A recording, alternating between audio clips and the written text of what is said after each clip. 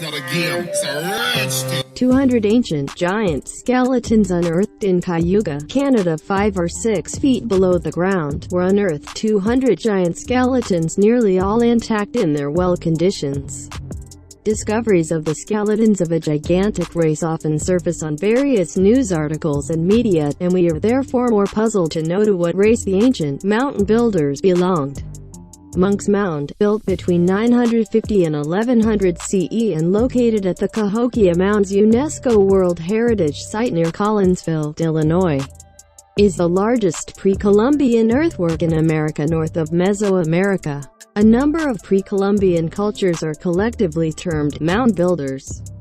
Copyright Shutterstock. About a century ago, an article appeared in the Toronto Daily Telegraph stating that in the township of Cayuga in the Grand River, at the farm of a resident named Daniel Fradenburg, 5 or 6 feet below the ground, were unearthed 200 skeletons, nearly all intact in their well conditions. The discoverers found a string of beads around the neck of each, stone pipes in the jaws of several of them, and many stone axes and skinners to be scattered around in the dirt. The skeletons were gigantic, some of them even measuring 9 feet, and few of them less than 7. Some of the thigh bones were 6 inches longer than any actual human skeleton.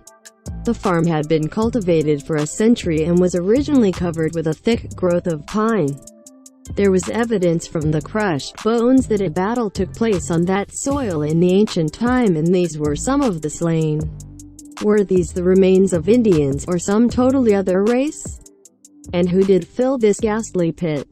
On Wednesday last, Reverend Nathaniel Wardell, Messrs. Orrin Wardell of Toronto, and Daniel Fradenburg, were digging on the farm of the latter gentleman, which is on the banks of the Grand River, in the township of Cayuga. When they got to 5 or 6 feet below the surface, a strange sight met them. Piled in layers, one upon top of the other, some 200 skeletons of human beings, nearly perfect around the neck of each one being a string of beads. There were also deposited in this pit a number of axes and skimmers made of stone. In the jaws of several of the skeletons were large stone pipes, one of which Mr. O'Wardell took with him to Toronto a day or two after this Golgotha was unearthed.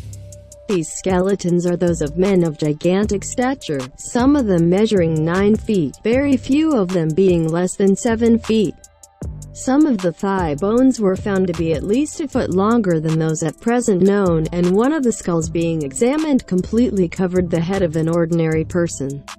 These skeletons are supposed to belong to those of a race of people anterior to the Indians. Some 3 years ago, the bones of a mastodon were found embedded in the earth about 6 miles from this spot. The pit and its ghastly occupants are now open to the view of any who may wish to make a visit there. Some people profess to believe that the locality of Fradenburg Farm was formerly an Indian burial site, but the enormous stature of the skeletons and the fact that pine trees of centuries' growth covered the spot goes far to disprove this idea. Did Fradenburg and his associate really unearth the remains of an ancient giant race lost in time? If so, where are those findings hidden today?